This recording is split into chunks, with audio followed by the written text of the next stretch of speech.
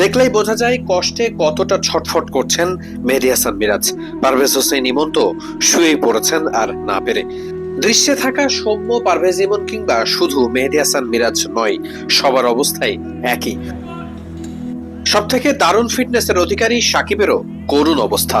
Fitness নিয়ে কাজ করতে যেন নাথান ক্যালি রীতিমতো পাগল বানিয়ে ছাড়ছেন।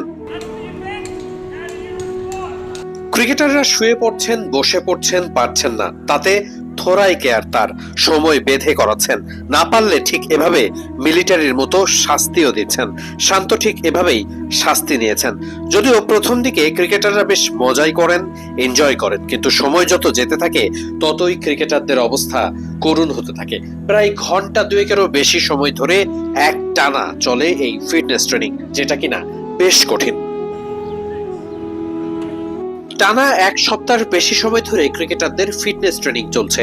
যত সময় যাচ্ছে ফিটনেস ট্রেনিং এ ক্রিকেটারদের উপরে লোড ততটাই বাড়ানো হচ্ছে। অর্থাৎ প্রথম দিনে যতটুকু লোড দেওয়া হয়েছিল, দ্বিতীয় দিন, তৃতীয় দিন, চতুর্থ দিনে ধীরে ধীরে ক্রিকেটারদের উপর ফিটনেস ট্রেনিং এ লোড বাড়ানো হয়েছে আরো।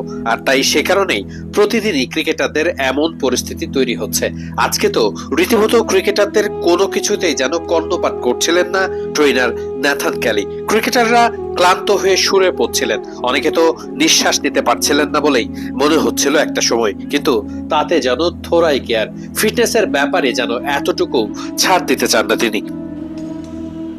জাতীয় দলে খেলতে হলে ফিটনেসের ব্যাপারে এখন এক বিদ্রুহ ছাড় নয়।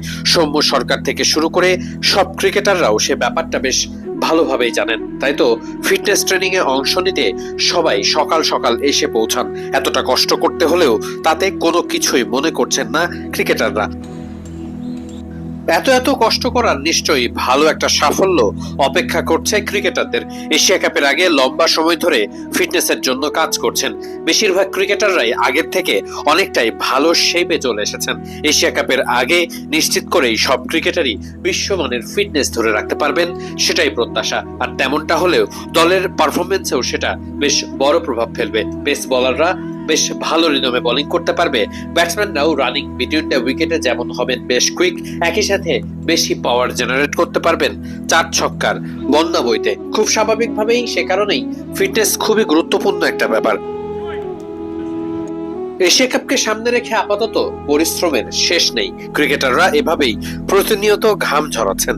ক্রিকেটাররা চাইছেন তাদের থেকে যেন সর্বোচ্চটা বের করে আনা যায়। আর এই আত্মতুষ্টি আর সাফল্যের জন্য ক্রিকেটারদের এমন হাপিত্যেশ তো নিশ্চয়ই প্রশংসনীয় বটে।